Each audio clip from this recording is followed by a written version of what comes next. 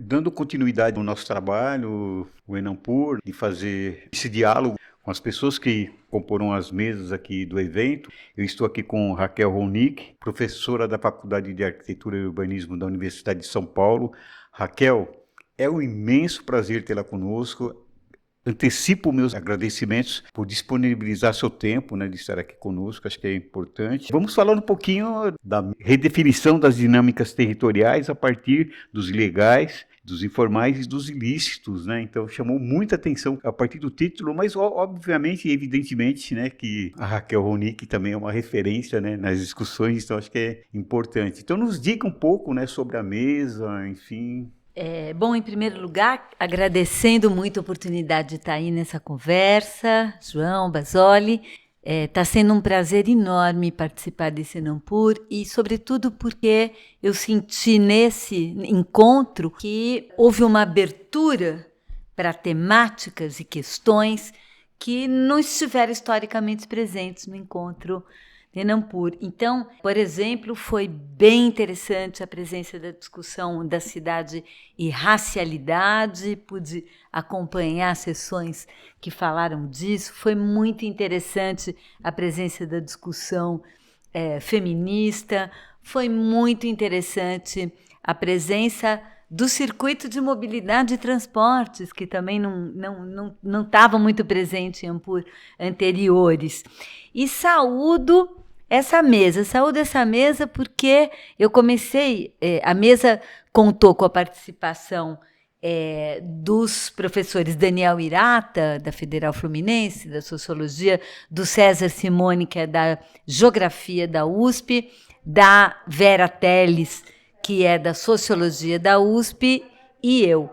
Mas eu abri a mesa contando que no Enampur de 2019, eu trouxe, numa das mesas redondas, a necessidade imperiosa de falar sobre as transformações em curso nos territórios populares e, particularmente, sobre os regimes de controle territorial privado que a gente já estava vendo ali.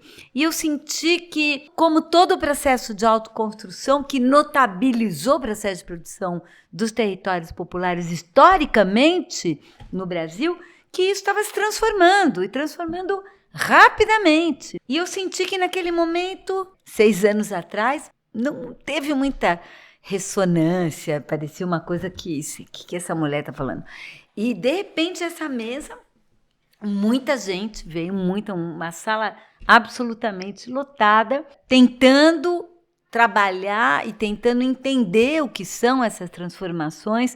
Claro que, nesse momento, a gente já tem pesquisas feitas, pesquisa de campo feita em muitos lugares do Brasil, em São Paulo, no Rio, notadamente, mas também Ceará, na região norte. A gente tem várias pesquisas sendo feitas que vão mostrar não só que isso foi um pedaço da mesa, a presença do crime organizado na produção e gestão de territórios, mas uma discussão que foi muito mais intensa dentro dessa mesa, e acho que foi uma das grandes convergências, é que, na verdade, a presença do Estado e a profunda relação do Estado com esse processo.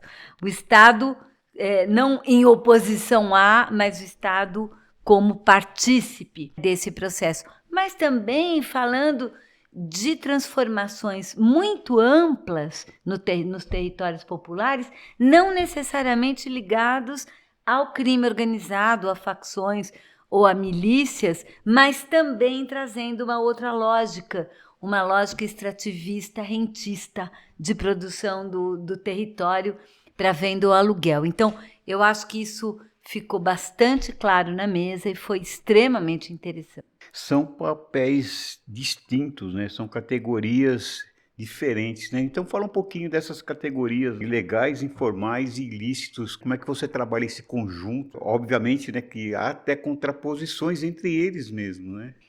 Acho que a gente trouxe aí nesse título dessa mesa a ideia de ilegalismos. A professora Vera Teles é que fala muito dos ilegalismos como elementos constituintes, mas não pensando a partir de uma oposição binária entre legal e ilegal, ou formal e informal, mas trazendo muito mais as relações de complementaridade entre esses circuitos, as relações de circulação entre esses circuitos, rompendo um pouco com essa ideia de binarismo e trazendo uma perspectiva muito mais complexa.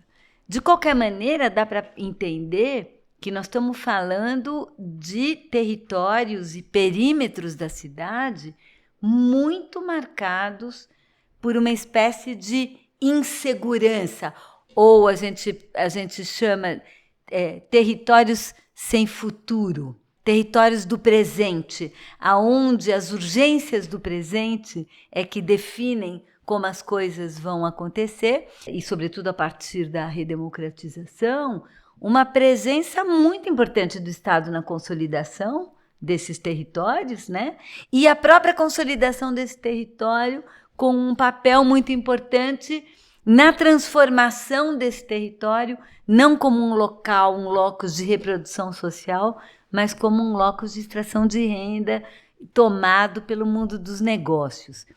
Claro que dentro disso, e particularmente a intervenção do Daniel Hirata, que acompanha, do Grupo Geni no Rio de Janeiro, que acompanha mais precisamente a atuação das facções e das milícias e mostra como as facções e as milícias controlam o território. Isso também é um pouco, digamos, é um elemento presente, mas também não dá para generalizar e dizer que as milícias estão presentes em todos os territórios, ou as facções estão presentes em todos os territórios, mas tem um jogo onde a própria existência do crime organizado e do ilícito faz parte dessa constelação de atores e jogos de poder. E na mesa também se discutiu muito a implicação política disso.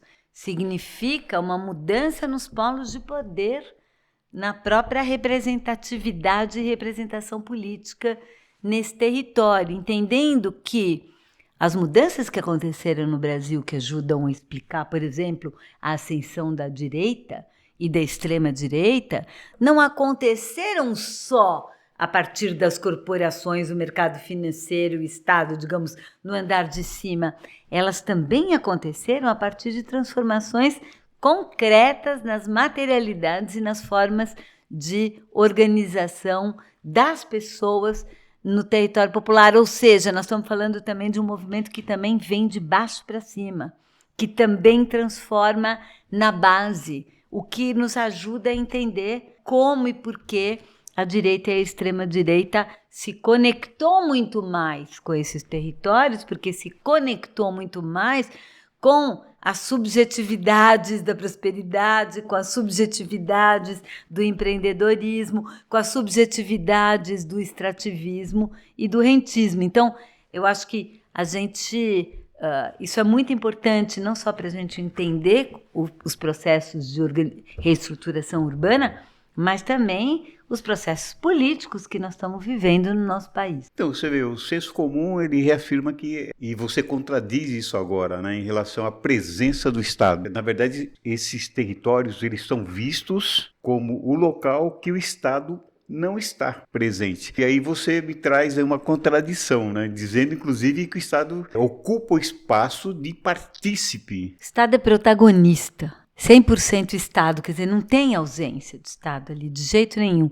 A questão é como o Estado atua nas suas margens, porque o Estado também não é um monolito, o Estado também é um terreno de disputa, o Estado não é um Estado, mas muitos, mais múltiplos. E a presença do Estado nesses territórios, seja como mediador da obtenção de equipamentos públicos, então a gente está falando mais do mundo político, que vai obter os benefícios, as melhorias, já que, como é uma zona cinzenta, um território de indeterminação, essas melhorias não são automáticas, elas dependem de organização, pressão, luta, negociação. Você está dizendo que precisa do novo olhar, é isso? Eu estou dizendo que é absolutamente essencial a gente construir um novo olhar. E isso é tão importante porque toda a teoria que foi construída coletivamente, né, por todo uma geração inspirada pelo Chico de Oliveira, pelo Lúcio Kovarik, uma teoria sobre o processo de produção da cidade na periferia do capitalismo, ligada à expoliação urbana, à exclusão territorial. Essa teoria foi construída em cima de uma leitura desse processo de produção e gestão do território popular. E ela, inclusive, alimentou lutas e alimentou uma agenda, tal da agenda de reforma urbana, que procurou se contrapor àquela situação, trazendo uma proposta da inclusão territorial, do direito a ter direitos. Então, o que eu estou dizendo é que nós vamos ter que refazer essa leitura. Vamos ter que refazer essa leitura e vamos ter que refazer, consequentemente, também essa agenda. Essa agenda de reforma urbana, ela dialoga com um mundo que não existe mais. Que não está, é um outro mundo que está agora. E agora nós temos que correr para conseguir enxergar e pensar. E a boa notícia, me parece, que eu também vi nessa Enampur e eu fiquei muito contente de ver, que dessa vez essa formulação e esse pensamento, ele no ciclo anterior de lutas, nos anos 70, nos anos 80, ele foi muito articulado entre intelectuais, orgânicos da universidade, profissionais e lideranças sociais, movimentos populares. Agora, nós temos intelectuais orgânicos que nasceram e viveram nas periferias e favelas, participando do Enampur, trazendo trabalhos feitos, mestrados feitos, doutorados feitos. Isso muda muito o protagonismo daquilo que o Tcharaju da Andréa chama de sujeitos periféricos e a presença de sujeitos periféricos na própria produção de conhecimento sobre as periferias e favelas. Isso é uma coisa, a gente tem que agradecer, né, as políticas de cota e as políticas de inclusão nos ciclos progressistas que nós tivemos no Brasil, que nos possibilitaram agora a gente chegar no Enampur com essa presença. Institucionalmente, não é mais cômodo combater o sintoma ao invés de eliminar o problema? Sempre foi, né? O problema é que agora não dá mais para ignorar, não dá mais para fingir, não dá mais para dizer, não, peraí, isso daqui vai passar. Não, eu acho que a gente tem que entender que houve uma mudança muito radical no mundo do trabalho, no mundo da cultura, no mundo da comunicação, na estruturação do capital. E essa mudança é uma mudança que também reestruturou a forma de produção e gestão da cidade, não só das corporações e das finanças, do mundo corporativo, da cidade dita formal, mas também reestruturou a produção do mercado popular. Nós estávamos preparados para essa mudança? De jeito nenhum. Ela não foi muito brusca? Muito acelerada. Muito acelerado, foi uma loucura. É a velocidade dos fluxos digitais, né? É um negócio que você faz com bip, né? É um negócio muito grande. E se eu disser para você que nós não sabemos o que fazer, o que você disse? Nós não sabemos o que fazer. Nós não sabemos o que fazer. E não saber o que fazer tem um lado que é desesperante, porque as fórmulas conhecidas não servem, as utopias que já tínhamos não servem, né? Então tem um lado desesperante, horroroso, mas tem um lado absolutamente fascinante, que é poder reinventar, que é poder imaginar, que é poder repensar. Eu acho que, eu sempre falo isso, né, para os mais jovens, essa geração ela tem um desafio enorme, que é repensar, né, que é recolocar, que é rapidamente sobre os escombros desse mundo que se foi, né, repensar e reimaginar outros mundos. Nós estamos preparando a juventude na universidade para que ela reinvente? Nossa, que pergunta! Eu vou te responder. Infelizmente, não. Eu não sei se é da universidade que vai sair isso, sinceramente. A universidade, e eu falo isso como uma professora, titular, acadêmica, até prefeita do campus, ou seja, sou uma dirigente da universidade, mas a universidade é um negócio pesado, duro, né? Muito difícil de conseguir transformar. Por outro lado, a própria transformação da universidade, com a entrada, né, de gente que nunca esteve na universidade, certamente também tensionará e transformará a universidade, e já vem transformando. Então, eu acho que a gente está vivendo um momento de transição muito difícil. Toda vez que eu fico desesperada, pensando, ai meu Deus, que horror, crise climática, vai acabar o mundo, não sei o quê, e as enchentes, os desastres, crise política, crise de modelo.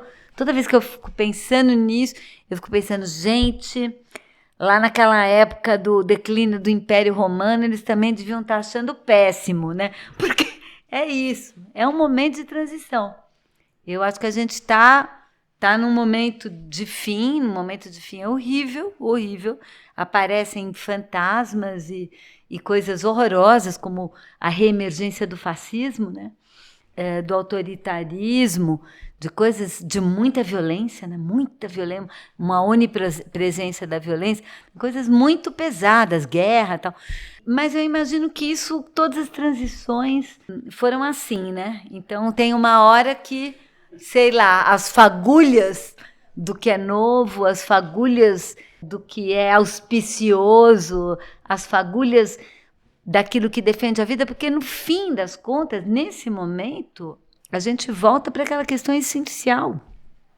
Trata-se da defesa da vida, pura e simplesmente. Então, eu acho interessante isso, essa transição brusca, né? As transições aconteceram de maneira lenta e as coisas iam se adequando. Agora, essa transcrição brusca, eu vejo como um problema, porque, veja bem, o que eu pude observar, né, eu não tive a oportunidade de acompanhar todas as mesas, de qualquer maneira eu aprendi muito aqui também, a gente entrevistou bastante participantes aqui. O que a gente vê é que nós falamos em mudança, falamos em transição, falando que está acabando, que precisa mudar, mas eu não consigo enxergar as pessoas falando dessa mudança. Então, o que a gente está vendo? A persistência dos modelos, inclusive. Então, eu acho assim, nós estamos falando que o mundo vai acabar por causa do meio ambiente, mas sustentamos o modelo capitalista, de alguma maneira. E o modelo de cidade. E o modelo de cidade, e também o modelo, né, na prática educacional, que eu acho que é importante, né, pontuar isso. Imagina, né? Inclusive, nossa bandeira da reforma urbana era da inclusão territorial, ou seja, este modelo de cidade, que nos destrói e nos mata, para todos. Nossa bandeira era. Ou seja, não dá, né? Agora a gente vai ter que repensar o próprio modelo. Então, toda a discussão da colonialidade, da racialidade, tudo isso vai tensionar isso, certamente. Enfim, eu acho que, nesse momento, o papel do pensamento é muito importante, da reflexão e do pensamento. E por isso eu comecei a mesa falando salve a pesquisa, porque assim, tem que mergulhar nessa realidade e nadar ali no meio dela e começar a pensar como é que a gente consegue tematizar essa hegemonia. É uma hegemonia do velho. Aliás, a hegemonia não há resistência também? Também, com certeza. Até porque, né, é o que você colocou, a mudança ela tem que passar por processos, né, e o que a gente observa é alguns mecanismos, uma ideia para a gente refletir, né, entre o TikTok e o artigo científico existe um mundo, né, que a gente não transita por ele, né? Então, veja bem, ou você lê o artigo, ou você vai para o TikTok. Então, assim, será que não há mecanismos, né, para a gente criar alternativas, né, para que a juventude, né, que você bem colocou em algum momento, também consiga enxergar e talvez, né, a gente consiga, obviamente, a pesquisa essencial, o artigo essencial e tal, mas a gente caminhar num processo olhando esse novo olhar do urbanismo, também o novo olhar para esse processo? O que você acha? E nos dê perspectivas. Eu venho de uma prática do laboratório que eu coordeno em conjunto com a Paula Santoro e a Isadora Guerreiro, nesse momento, o Labicidade. A gente se coloca muito essa questão. E a gente fala que a gente faz pesquisa a quente. Na pesquisa a quente quer dizer, é pesquisa em cima do que está acontecendo agora para interferir já. Não dá tempo de esperar fazer o artigo científico publicado na revista. Então, a gente tenta incidir sobre os processos, tenta mobilizar, inclusive, formas de publicização de resultados de pesquisa mais rápidas, pequenos posts, vídeos, interferindo diretamente nos processos de debate público, né? Até no TikTok, né? Tentando falar sobre aquilo no TikTok, mas baseado em pesquisa. Nada é achismo, é tudo baseado em pesquisa, baseado em pesquisas que a gente está fazendo neste momento sobre os temas e trazendo à tona a cozinha da pesquisa, que eu acho que é outra coisa interessante, né? Que é você trazer os resultados preliminares. Você não esperar fechar, empacotar aquele negócio lindão para soltar, porque tem uma urgência no mundo. Tem uma urgência. Está precisando ser mais rápido e ser mais ágil. Claro, a gente não abandona, termina a pesquisa, escreve o artigo, apresenta na Enampur, tudo certo. Mas, no meio do caminho, a gente já vai produzindo e soltando. E aí, através dos anos que a gente tem feito isso, né, eu acho que desenvolvemos sem querer, sem pensar nisso, toda uma metodologia de pesquisa, que a gente chama de metodologia de pesquisa quente, que é você já vai fazendo a pesquisa e já vai jogando o resultado da pesquisa sobre o processo que você está pesquisando e já vai tentando ver de que forma isso pode interferir. Claro, isso eu estou falando porque a gente pesquisa processos em andamento em política urbana e habitacional, então fazemos isso com tranquilidade. Mas eu acho que tem um desafio, é um desafio metodológico, é um desafio comunicacional, é um desafio de linguagem, né, que eu acho que vai ser muito importante enfrentar nos próximos anos. Tá bom, Raquel, já caminhando para a finalização, eu até entendo que nós estamos participando de algo inédito, que é um podcast durante um evento, que é uma proposta que a Cidade de Fato fez por Enampur, e a gente entende, né, que é um mecanismo, sim, importante de divulgação, né? Embora a gente tenha conhecimento de que é um preconceito ainda em relação a esse formato. Nos deixa a mensagem aí, né, para o público do Enampur, para o público do Cidade de Fato, no qual você já esteve lá conosco. Estamos aí indo para o 5º ano de trabalho, falando de cidades. Então nós temos aí também um acervo bastante importante que fica aí também para consulta, né? E é essa conversa que nós fazemos semanalmente, indo para 134 edições inéditas falando de cidade. Então é um mecanismo que a gente acredita muito nele, que possa contribuir. A gente sabe que é um grão de areia, mas vamos colocar esse grão de areia. E dê a sua mensagem. Não, eu concordo.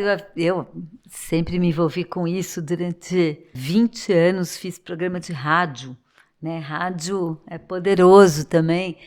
Continuo, agora eu estou na Rádio USP, num programa quinzenal, mas eu me lembro que eu já tive uma época na CBN fazia programa diário, né? 1 minuto sobre a questão urbana, e era tão importante, legal. Então eu sou completamente favorável a se fazer os podcasts, se trabalhar com outros instrumentos para a gente conseguir ultrapassar as barreiras da Torre de Cristal. Torre de Cristal, na atualidade, não serve para nada, basicamente. Assim, ela não vai, né? O que a gente está precisando mais é conversar com o mundo, se abrir para o mundo.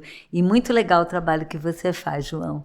Obrigada. Eu que agradeço aí a sua disponibilidade de estar conosco, né? E estamos aí, né, com esse trabalho. Muito obrigado. Obrigada.